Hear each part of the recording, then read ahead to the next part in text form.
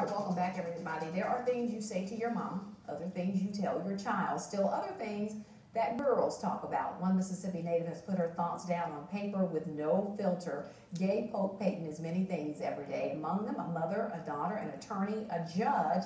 Now she adds author to the list. Judge Polk-Payton is at the table this morning with her book. Great to have you here with us. I'm glad to be here. And you are a native of Hattiesburg. You went to Ole Miss, but you did spend some time in Columbus, right? I did. I worked at the Cologne Law Firm for a while, so I lived here in 2012. So a little bit of a homecoming. 2002. Okay. Yeah. A little bit of a homecoming Yeah, for a you. little bit. A little bit. And I went to law school at Ole Miss, so Okay. I'm, right up the street. All right, so you're very familiar with the area. Well, in addition to your career, your legal career, you're also a singer, you're also a fitness instructor.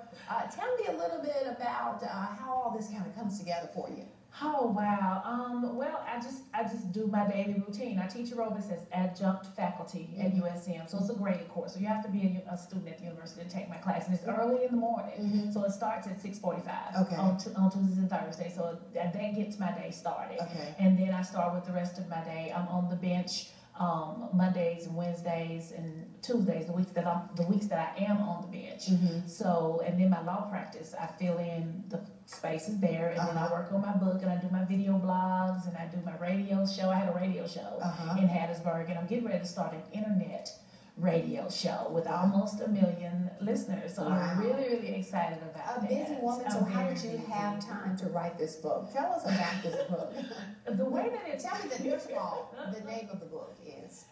This has been a public service announcement. Okay. That's what happened in 2009. I was a late bloomer as far as Facebook is concerned. Everybody was on Facebook already. I was still on MySpace. Okay. So in 2009, I started a Facebook page, and I would see people do crazy things, and I would observe things, and I would tell people not to do that. I put a post on Facebook, tell them to do that. Don't do that. And at the end, I would put hashtag, this has been a public service announcement. So people would tell me, hashtags aren't supposed to be that long. They're supposed to be just a couple of words. I was like, well, it's my hashtag. I mean, as long as I want to. And so now everybody's doing full sentence hashtags. Well, and this book sort of reads like, sometimes people will post something that's sort of, it's like, let me get on my soapbox. Right. This is sort of your soapbox, this entire book, isn't it? It is. It's kind of where Mother Wit meets my law degree, and I just talk about different things, different aspects of life. The book is categorized into sort of PSAs for women, for men, for relationships, for fitness, for church-going people.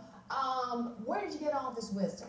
Well, I'm a single parent, and my son is a cancer survivor, and so we've been through some journeys in our life. And what happened is when I started putting them together, they just kind of fell into categories and different things that I had been talking about, because I just collected my PSAs from 2009 to 2012 and just put them together, and they just kind of fell into categories, and then I decided to separate them into categories. And so I just have so many different aspects to my life, and so I just talked about things from my perspective. That you felt other people could relate to. Oh, yes, ma'am. It gives them a different perspective. Sometimes men get a little upset with me about my PSAs, and I tell them men don't come to me with their problems. If somebody said there's a lot of man bashing in this book, what do you say to that? If they say there's some man bashing going on I say that I learned a term in law school, and it's called res ipsa loquitur, and it says the thing speaks for itself. It is what it is.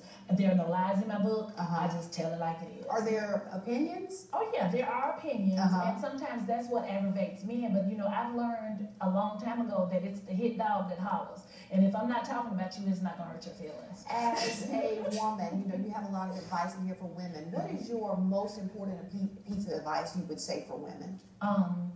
If you really want to have a real relationship with a man, you gotta let him lead you and make sure he's being led by God. Let a man lead you, because a man, if you're out of order when you're trying to take the relationship where you want it to go. Men are hunters and gatherers. You got to let them do what they do, and don't chase them. If you chase them, then you're going to end up saying that you got a problem. Just a snippet you of what you will get in this book. It's called, this has been a public service announcement. She has a couple of book signings coming up, and we're running out of time up there in Tupelo and in Angry. Thanks so much. Nice to meet you. Thank you so much. It was my pleasure. All right, Barbie.